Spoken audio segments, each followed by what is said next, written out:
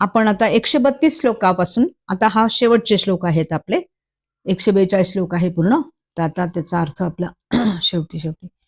इमं स्तव मधियान हा श्रद्धा भक्ती समन्वितः युजेतात्म सुख शांती श्रीधुती स्मृती कीर्तिभिः. या स्तोत्राचे श्रद्धापूर्वक भक्तिपूर्वक पठण करतो त्या पुरुषाला आत्मसुख सहनशीलता संपत्ती धैर्य स्मृती आणि कीर्ती यांची प्राप्ती होते. न क्रोधो न च मात्सर्य न लोभो ना शुभामती भवंती कृतपुण्यानां भक्तानां पुरुषोत्तमे. परमेश्वराची भक्ती करणाऱ्या पुण्यात्मा भक्तांना क्रोध मत्सर दुसऱ्यांच्या गुणांमध्ये दोषांचे आरोपण लोभ अशुभ बुद्धी शिल्लक राहत नाही. देव सचंद्रार्क नक्षत्राम खम दिशो भूर महोदधीः वासुदेवश्च वीरेण विधृतानि महात्मनः. महात्मा वासुदेवाच्या ठिकाणी असणाऱ्या सामर्थ्याने स्वर्ग चंद्र सूर्य नक्षत्र अंतरिक्ष दिशा भूमी सागर यांना धारण केलेले आहे. ससुरासुर गंधर्व सयक्षोर राक्षसम जगद्वशे वर्ततेदम कृष्णश्च सचराचरम. देव असुर गंधर्व यक्ष सर्प राक्षस जड चेतन असे सर्व चराचर जगत कृष्णाच्या अधीन आहेत. इंद्रिय आणि मनोरबुद्धी सत्वम तेजो बलम धृती वासुदेवात्मकान्याहो क्षेत्रम क्षेत्रज्ञ एवच. इंद्रिये मन बुद्धी अंतःकरण तेज बल धृती क्षेत्र व क्षेत्रज्ञ हे सर्व वासुदेव रूपी पाहणेच योग्य आहे असे शास्त्र सांगते. सर्वागमनाचार हा प्रथमम परिकल्पते आचार्य प्रभो धर्मो धर्मश्च प्रभुरच्युतः. सर्व शास्त्रांचे सार सदाचार हेच आहे.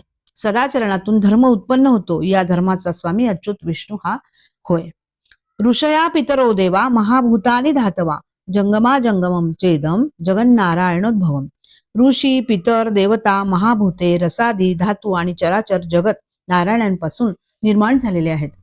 योगो ज्ञानम तथा सांख्यम विद्या शिल्पादी कर्मच वेदा शास्त्र आणि विज्ञान मेतत सर्व जनार्दना. योग ज्ञान सांख्य 14 विद्या शिल्प इत्यादी कर्मे वेद शास्त्र आणि विज्ञान एका जनार्दनापासून निर्माण झालेले आहेत. एको विष्णुर महद्भूतम पृथक भूतान्य नेकशः त्रिलोकान्य व्याप्य भूतात्मा भुक्ते विश्व भूगव्यहा. एकमात्र विष्णू महद्भूत आहे. त्याच्यापासून अनेक प्रकारचे भूते निर्माण झाली आहेत. सर्व भूतांचा हा आत्मा आहे. तीनही लोकांना व्यापून हा अव्यय आत्मा या तीनही लोकांचा उपभोग घेतो आहे. म्हणून हा विश्वभूग ही आहे. इमं स्तवम भगवतो विष्णोर व्यासेन कीर्तितम पठेद्य इच्छेत पुरुषः श्रेयः प्राप्तो सुखानि च.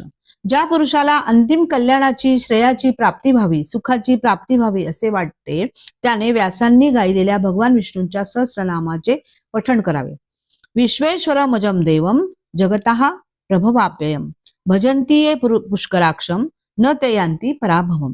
कमलाप्रमाणे नेत्र असणारा भगवान विष्णू विश्वाचा ईश्वर जन्मरहित प्रकाशमान आणि विश्वाची उत्पत्ती स्थिती लय करणारा आहे.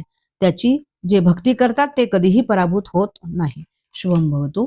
ओम तत्सदिति श्री महाभारते शतसाहस्राया संहिताया वैयासिका मानुशासने पर्वणि भीष्म युधिष्ठिर संवादे श्री विष्णोर दिव्य सहस्रनाम स्तोत्रम. हरि ओम तत्सत हरि ओम तत्सत हरि ओम तत्सत हरि ओम तत्सत.